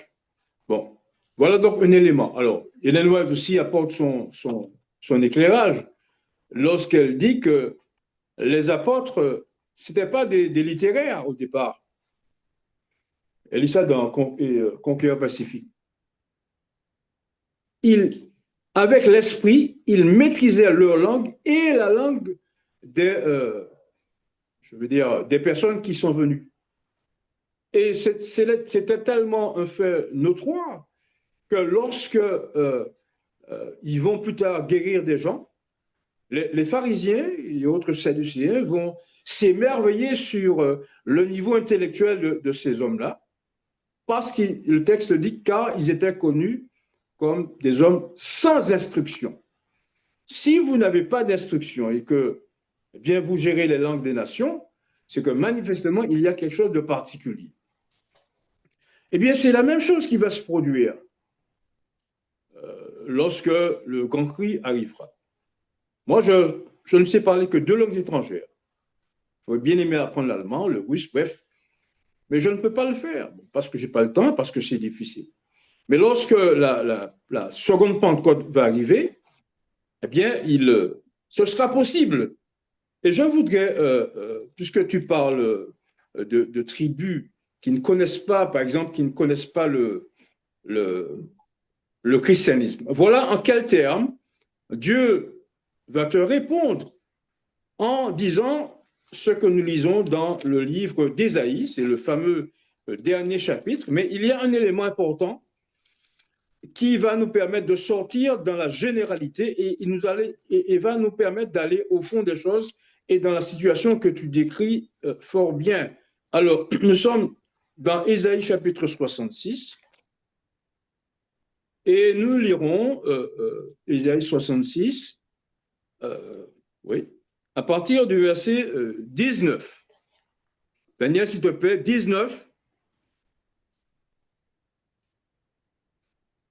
Très bien. 6. Alors, à partir du verset 19. 19 à Je 20. mettrai un signe parmi elles. Oui, 19 à 20. 19 à 20, très bien. Je mettrai un signe parmi elles, et j'enverrai leur réchappé vers les nations, à Tarsis, à Pul et à Lude, qui tirent de l'arc, à Tubal et à Javan, aux îles lointaines, qui jamais n'ont entendu parler de moi, et qui n'ont pas vu ma gloire, et ils publieront ma gloire parmi les nations. Ils amèneront tous vos frères du milieu de toutes les nations en offrande à l'Éternel, sur des chevaux, des chars et des litières, sur des mulets et des dromadaires, à ma montagne sainte, à Jérusalem, dit l'Éternel, comme les enfants d'Israël apportent leur offrande dans un vase pur à la maison de l'Éternel. Ésaïe chapitre 66, versets 19 et 20. Amen. Vous remarquez dans le texte, il est dit que vers ceux qui n'ont jamais entendu parler de moi. Alors, qui sont ces personnes qui n'ont jamais entendu parler de Dieu? On peut dire, sans risque de se tromper et sans mépris aucun, les gens qui n'ont pas de moyens de communication, Oui. des gens qui ont des cultures particulières, des gens qui ont des langues particulières. Il y a toutes sortes de patrons dans le monde. Et chaque pays, finalement, quand je regarde par exemple l'Afrique, dans ce seul pays, il y a plusieurs langues. Chaque pays a plusieurs, je veux dire, je ne dirais pas un par trois, je dis une langue qui leur est propre. Et que même dans une même tribu, les gens n'arrivent pas à se comprendre. Alors, c'est la réponse que je peux te donner. Alors, il y a aussi un point qui est très important, c'est qu'aujourd'hui, le monde est régi par des lois commerciales. Et lorsque les lois du dimanche vont arriver, eh bien, tout le monde sera soumis à la même enseigne. Le texte d'Apocalypse chapitre 14 en relation avec la marque de la bête nous déclare et que personne ne pourrait ni acheter ni vendre sans avoir la marque de la bête. Alors, le monde avance, le commerce avance, et le monde viendra au moment où il sera un seul village où tout le monde devra commercer. Et donc, Dieu nous prend déjà dans nos difficultés à comprendre certaines choses vers ceux qui n'ont jamais entendu parler de moi. Donc, Dieu ne va exclure aucune personne, il voudra sauver tout le monde et que pour sauver tout le monde, eh bien, il fera ce qu'il a fait en donnant aux 144 000 cette possibilité de parler toutes les langues du monde afin de sauver le plus grand nombre, afin de sauver tout le monde, car Dieu ne pourrait laisser, je veux dire, un peuple à côté, laisser une tribu à côté, sans lui étendre le salut. Le salut devra lui être étendu par le fait que les 144 000 parleront toutes les langues du monde, comme les Hébreux, comme les 120 parlaient toutes les langues du monde au moment de la Pentecôte. Voilà la réponse que je peux te donner. Alors, la réponse que tu m'as donnée, c'est cette réponse-là que j'attendais. Parce que j'ai pensé que seuls les 144 000 seront à même de faire ce travail. Je te remercie. Alors, merci. Merci. Alors, Mais nous avons je mettrai la main sur la déclaration de Conquin Pacifique pour montrer que les apôtres maîtrisaient non seulement l'hébreu, mais toutes les langues du monde à l'époque de la première Pentecôte. Amen. J'ai une question, Frère Bolo. Donc, le diapo, c'est il faut que tu prophétises de nouveau. Donc, il y a deux titres comme pareil. Donc, le premier nous dit que dans Apocalypse 11, puis on me dit, il faut que tu prophétises de nouveau sur beaucoup de peuples, de nations, de langues et de rois. Donc, on peut dire c'est pour maintenant, ce verset. Apocalypse 10, parce que dans le diapo, il faut que tu prophétises de nouveau. Dans l'autre diapo, qui dit le message d'Apocalypse 14, annonçant que l'heure du jugement de Dieu est venue et donné au temps de la fin. Donc ça, c'est au moment que les 54 000 vont prêcher dans le monde entier. Parce que l'ange d'Apocalypse 10 est présenté un pied sur la mer et l'autre sur la terre pour montrer que le message sera porté dans des contrées lointaines. Non, ça c'est toujours c'est dans le monde entier. C'est au moment du grand cri. Mais Apocalypse 10, c'est pour maintenant parce qu'on doit prophétiser sur beaucoup. Oui, c'est-à-dire qu'il y a... ce qu'il faut comprendre, c'est qu'au lendemain de 1144, on ne peut pas s'imaginer le découragement que cela a pu provoquer. Les gens vraiment se moquaient des adventistes du premier jour. Et qu'est-ce que Dieu a fait? Eh bien, Dieu les a rassérénés, Dieu les a encouragés. Parce que quand vous prophétisez, imaginez que vous habitez dans un village et que vous dites que Jésus va venir, que Jésus ne vient pas.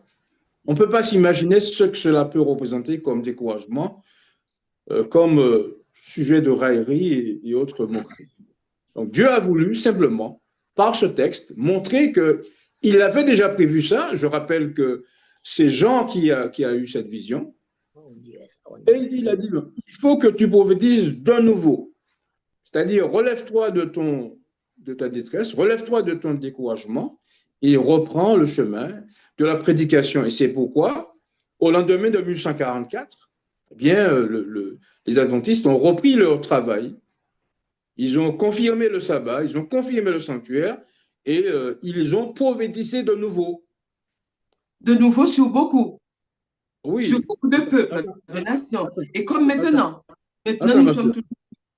Attends, laisse-moi avancer. Ils ont prophétisé sur beaucoup, mais il y a cette association de quoi? De l'ange d'Apocalypse 14, c'est-à-dire les trois anges, et l'ange qui a un pied sur la mer, un pied sur la terre. Mais on peut prendre ça comme une forme de jusqu'au-boutisme, mais il faut bien comprendre que Jésus, ou Dieu, parce qu'ils sont tous de Dieu, ils ont la maîtrise du verbe.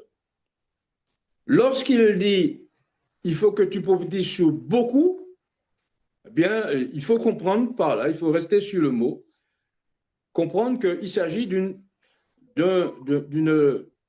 démarche limitée, car beaucoup ne signifie pas tout le monde. Et c'est là où nous faisons l'erreur, en tant que peuple de Dieu, de comprendre que nous allons évangéliser tout le monde avant la marque de la bête et faire en sorte que ces personnes rentrent dans je veux dire, la bergerie. Mais si c'était le cas, Dieu n'aurait pas dit dans Ésaïe 66, j'en vais les rescaper vers les personnes qui ne me connaissent pas. Donc cela signifie que dans la mission qui est accordée à l'Église depuis 1844, elle n'atteindra pas tout le monde. Parce qu'il faut vraiment, je veux dire, une équipe particulière, il faut un peuple particulier, il faut un peuple qui considère la sainteté comme, je veux dire, l'ultime objectif. Et c'est pourquoi le texte d'Ésaïe, j'empiète un peu sur mon sujet la prochaine fois, bref, le peuple d'Ésaïe, les rescapés, est montré comme celui qui achève l'œuvre dans tout le monde, dans le monde entier. Et on voit qu'il est fait mention de beaucoup de peuples, beaucoup de tribus. Donc, lorsque Dieu nous donne eh bien, un mandat, il faut que nous comprenions que même si nous voulons aller plus que cela, eh bien, ça n'ira pas parce qu'il ne nous a pas donné ce mandat, bien que l'évangile doit être prêché dans toutes les nations. Mais lorsque le moment sera venu, eh bien, ce sera chose possible parce que Dieu aura un peuple devant lequel la terre tremble, les visages pâlissent et même les cieux retirent leur éclat, ce qui n'est pas possible, enfin, ce qui n'est pas réalisé aujourd'hui. Donc, attendons, je veux dire, l'ordre divin, et en attendant, préparons-nous à assurer notre élection et notre vocation, car c'est seulement avec ce peuple particulier que Dieu pourra achever l'œuvre. Voilà. Donc, c'est-à-dire Apocalypse 10 et Apocalypse 14, si je comprends bien, c'est valable pour maintenant et pour la fin des temps. Oui, les deux sont associés. Associés, voilà. Sont associés que le message, la présentation qui est faite de l'ange, qui est soit dit en passant à la page 120, 119 et 120 du volume 2 de Messages choisis, n'est autre que Jésus lui-même. Donc Jésus est dans l'affaire. Jésus est dans l'affaire de la prédication de l'évangile. Et il y associe le message d'Apocalypse 14 pour montrer eh bien que même si on le fait aujourd'hui de manière limitée, le moment viendra eh bien, où le message de l'évangile sera prêché à toutes les nations, comme il le dit dans Matthieu 24, 14. Au moment du grand cri. Au moment du grand cri, absolument. Voilà. OK, merci pour l'éclaircissement, frère Boulot. Que Dieu te bénisse ainsi que toute ta famille et que Dieu nous bénisse tous. Amen. En fait, ma question, frère Boulot, est, je suis d'accord avec les messages de Matthieu 14 et puis aussi les 144 000, ils vont aller en Israël. Et après, donc, il va aller évangile des messages.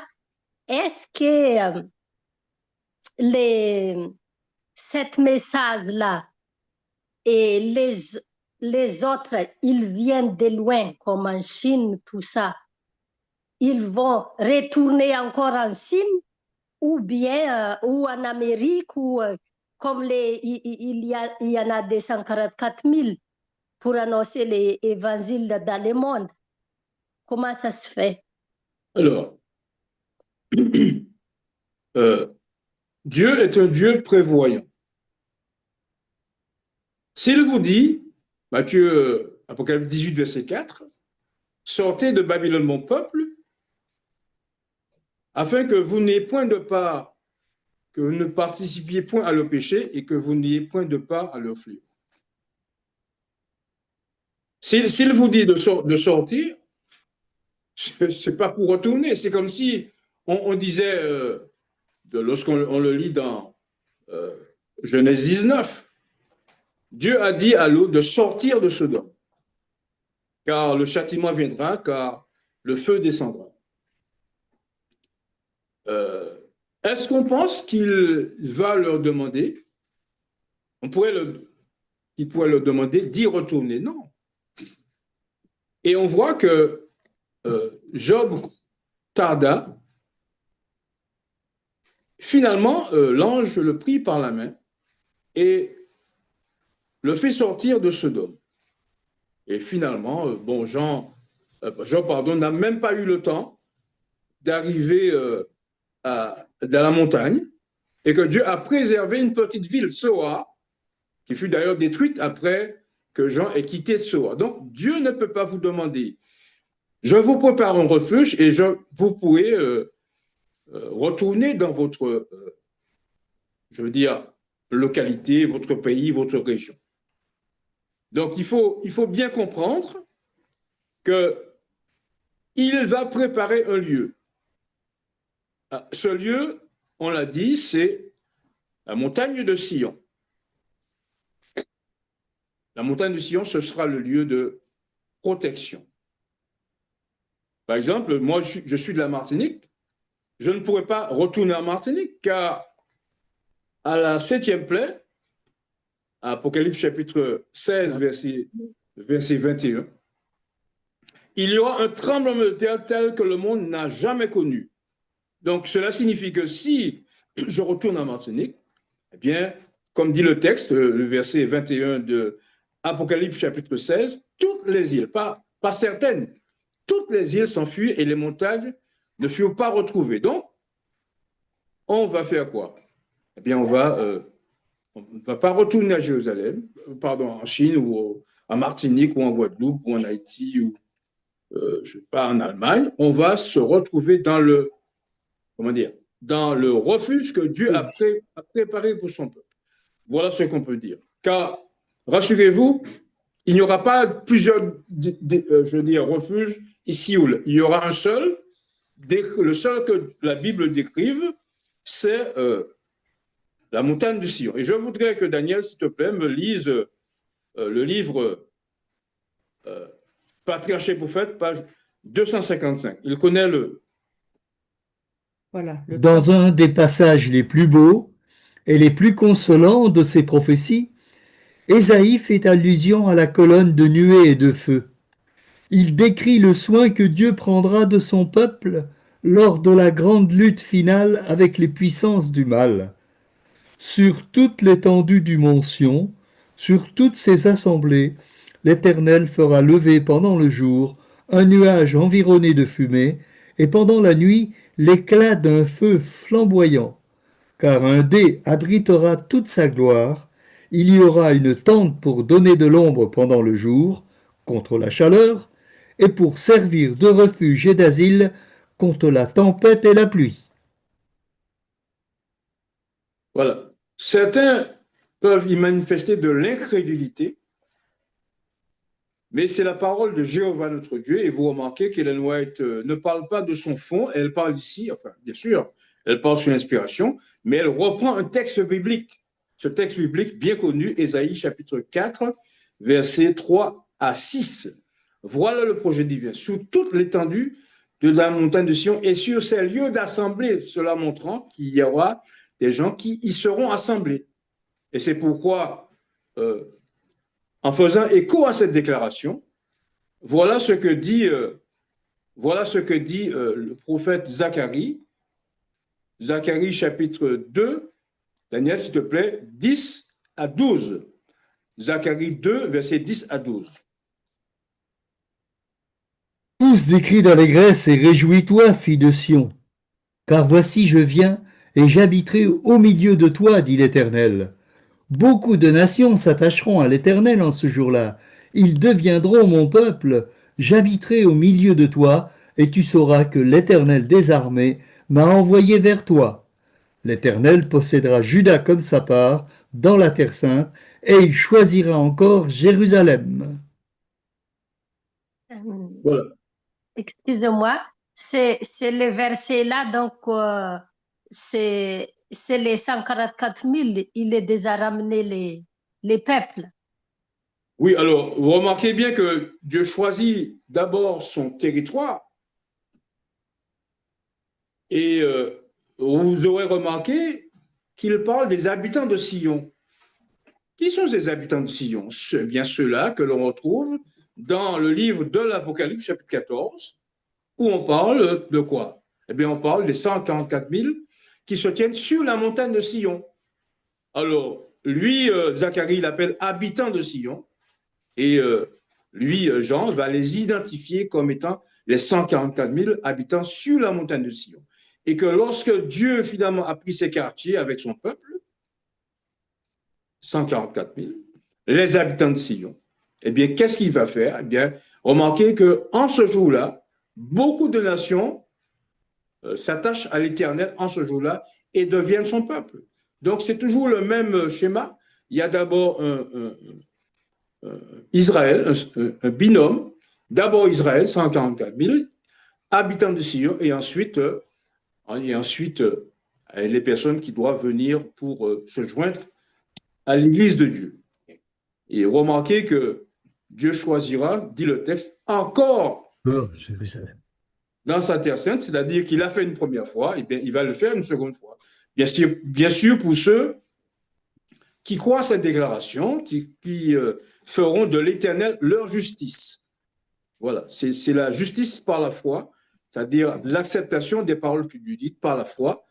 Ça semble difficile à appréhender parce que, bon, Israël est parti, parce que Juda n'est pas retrouvé, parce que Nephtali, on ne sait pas, parce que Gad, on ne sait pas. Bref, ça c'est pour les personnes qui croient par cela en la foi, ou par la foi. Alors, ça va, ma soeur?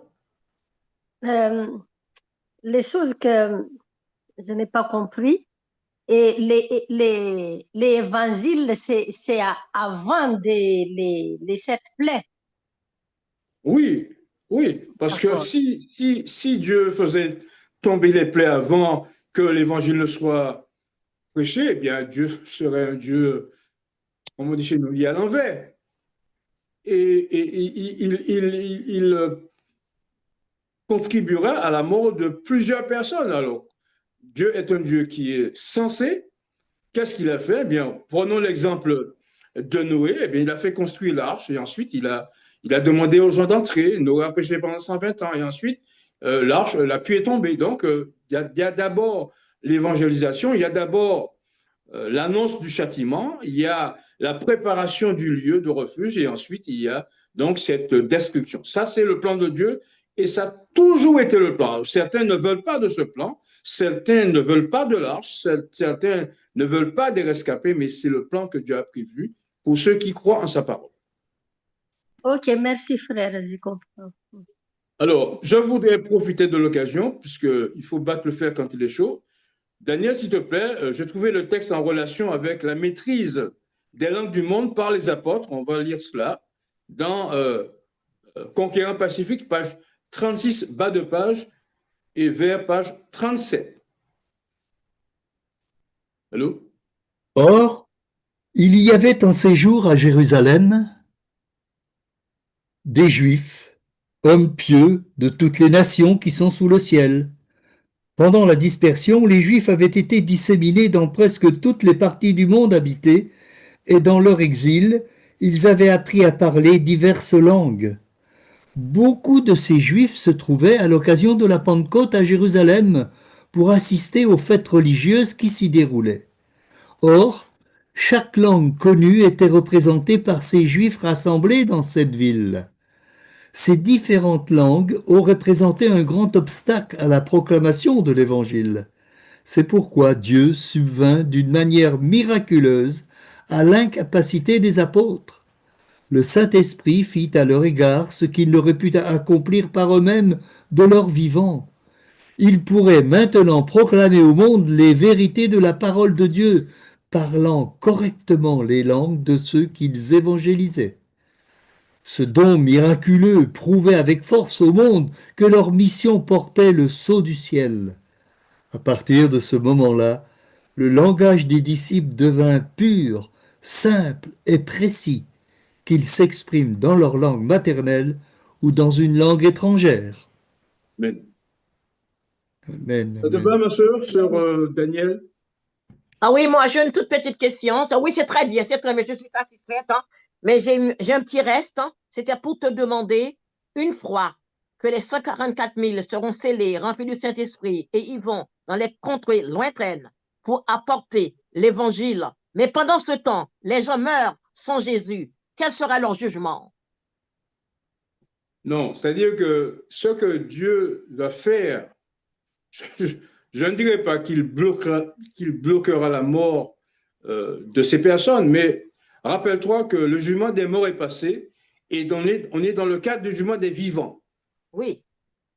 Donc, il ne peut que gérer cela, parce que s'il faisait laisser des personnes mourir en même temps qu'il juge les vivants, on sait qu'il y a un moment où l'Église de Dieu doit être jugée d'abord. 1 Pierre 4, 17, oui. Le jugement commence et il va finir par le monde. Donc, le jugement des vivants commençant par les 144 000 qui doivent être vivants, ben, il ne peut que, je veux dire, s'étendre à des personnes qui seront vivantes. Et donc, à ce moment-là, la mort devra s'arrêter, dans le contexte, je veux dire. Mais bon, il n'y a que Dieu qui sache ce qu'il veut faire. Mais l'important, c'est de savoir qu'on est entré dans la phase du jugement des vivants et pas des morts. Et comme Dieu commence d'abord par les vivants et ensuite, d'abord par les morts, il termine par les vivants. Oui, mais moi, quand je parle de mort, je ne parle pas des morts jadis. Je parle des morts maintenant, parce que les 144 000 ne sont pas encore scellés. Il y a quand même beaucoup de gens qui sont... Là, c'est Dieu ne tient pas compte des temps d'ignorance. Il y a des gens qui sont là, qui ne connaissent pas toutes les vérités qu'ils doivent savoir, mais ce sont des gens qui louent Dieu et qui ont une bonne cohésion chrétienne. Donc là, il va... Excuse-moi, Daniel, s'il te plaît. Évangéliser, page 214. Évangéliser, page 214. Personne n'a encore reçu la marque de la bête. Le temps d'épreuve n'est pas encore arrivé. Il y a d'authentiques chrétiens dans chaque église, y compris dans l'église catholique romaine. Nul ne saurait être condamné aussi longtemps qu'il n'a pas été éclairé et qu'il n'a pas compris les obligations qui découlent du 4e commandement. Mais quand sera proclamé le décret imposant le pseudo-sabbat, et quand le grand cri du 3e ange mettra les humains en garde contre l'adoration de la bête et de son image, la ligne de démarcation sera clairement tracée entre le faux et le vrai. Dès lors, ceux qui persisteront dans la transgression recevront la marque de la bête. Voilà. Dieu ne tient pas compte des temps d'ignorance. Ouais. Chacun sera jugé avec la lumière connaissance. Avec la lumière. Amen. Et quand Merci le moment beaucoup. sera venu, ben Dieu fera ce qu'il va faire. Donc, C'est préparons-nous. Merci, c'est clair. À sauver ces personnes. Ouais, c'est clair. Merci beaucoup. Frère Bolo, donc, le titre La bonne nouvelle prêchée dans le monde entier, Matthieu 24, 14, qui nous dit cette bonne nouvelle du royaume a commencé, frère Bolo, est-ce qu'on peut dire à l'époque d'antédiluvienne ou en 1044? L'évangile a toujours été prêché sous différentes formes. C'était pour dire, c'est ça a commencé depuis à l'époque d'antédiluvienne. Oui, puisque l'évangile, c'est quoi? C'est la bonne nouvelle. Lorsque Dieu va tuer l'animal, il va recouvrir Adam et Ève, c'est l'évangile. L'évangile était prêché sous différentes formes. Et c'est pourquoi d'ailleurs on dit que les types et les symboles étaient une prophétie condensée de l'évangile. Voyez? Donc l'évangile est prêché sous différentes formes. Et bon, l'évangile, on le voit, je veux dire, de manière concrète lorsque Jésus vient pour mourir pour nous, mais l'évangile a toujours été prêché. Alors, Frère Bolo, le titre, c'est une influence bénie. Donc, Miller décrivait ainsi ce réveil. On ne voit pas de grandes manifestations de joie. Il semble qu'on les réserve pour le jour où le ciel et la terre s'uniront dans une allégresse, etc. Je voulais savoir ce diapo. Est-ce que c'est au moment que nous serons dans le royaume après le grand cri ou au moment du retour de notre Seigneur et Sauveur Jésus-Christ? Alors, la déclaration de Miller s'inscrit exclusivement, d'après le contexte, sur l'attente du retour du Christ. Cela se passe en octobre 44. Et donc, qu'est-ce que Miller dit? Miller dit, bon, on ne va pas faire trop d'exhibitions de joie, et on va attendre cela, on va attendre lorsque le moment sera, lorsque nous allons nous retrouver, lorsque le ciel et la terre s'uniront dans cette allégresse. Donc, ça s'inscrit uniquement dans ce cadre-là. Alors, bien évidemment, ça n'empêche pas qu'on puisse l'étendre à d'autres moments, mais le contexte est clair, c'était le moment où ils attendaient le retour du Christ en octobre 1844. Et qu'est-ce que ça représente pour nous maintenant?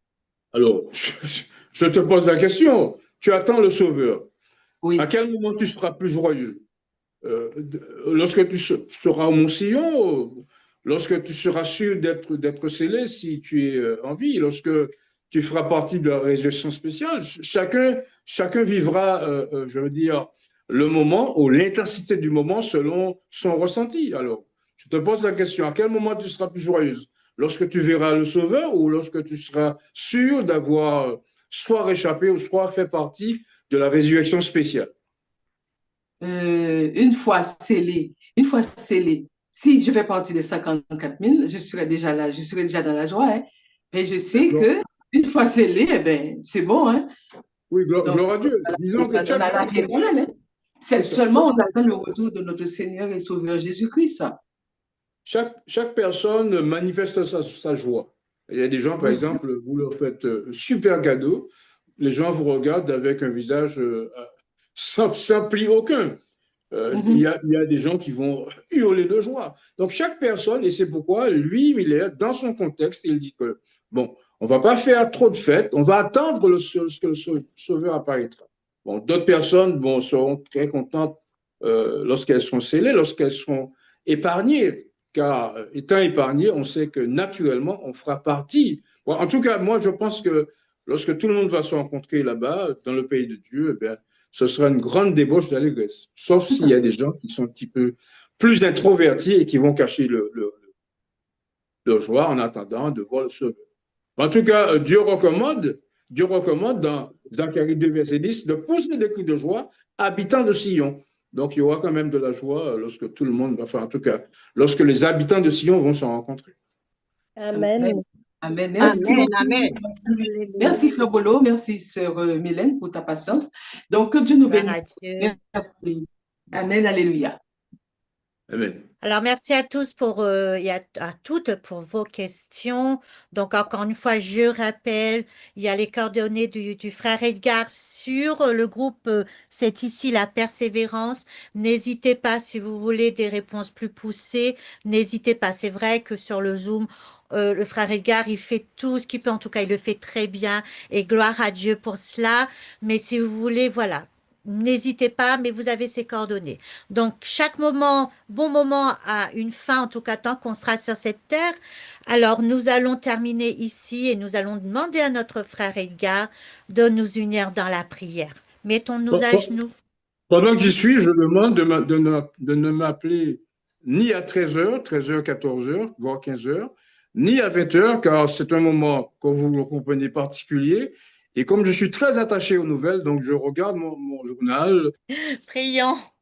Notre bon Père Céleste qui est dans les cieux, nous voulons te remercier, Seigneur, de cette journée de sabbat que tu nous as donnée, de cette nourriture, Seigneur, dont tu nous as pourvu. Et te demandons de nous permettre non seulement d'en être joyeux, mais de permettre qu'elle puisse trouver place dans nos cœurs. Car l'important, Seigneur, c'est que nous pratiquions et que nous marchions dans tes statuts.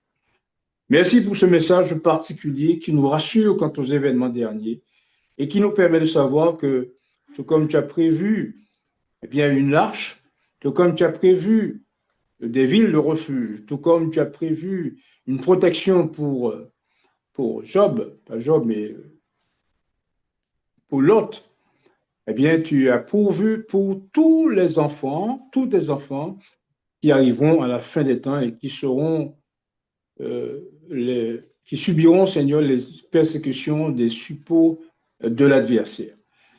Nous renouvelons encore notre désir de te servir. Nous renouvelons aussi le désir que tu nous accordes une bonne semaine sous ton regard béni et que malgré les difficultés auxquelles nous sommes confrontés, eh bien, toi qui es le prévoyant, le Seigneur prévoyant, tu as prévu des solutions pour tous ceux qui sont confrontés à ces difficultés. D'avoir une petite pensée pour les malades et nous te demandons, Seigneur, de nous permettre de passer une bonne nuit sur ton regard béni. Et comme j'aime à dire que même pendant les veilles de la nuit, eh bien, tu nous parles et tu nous instruises, car nous avons besoin d'être instruits par ta parole afin de ne pas pécher contre toi. Nous te demandons cela au nom de Jésus. Amen.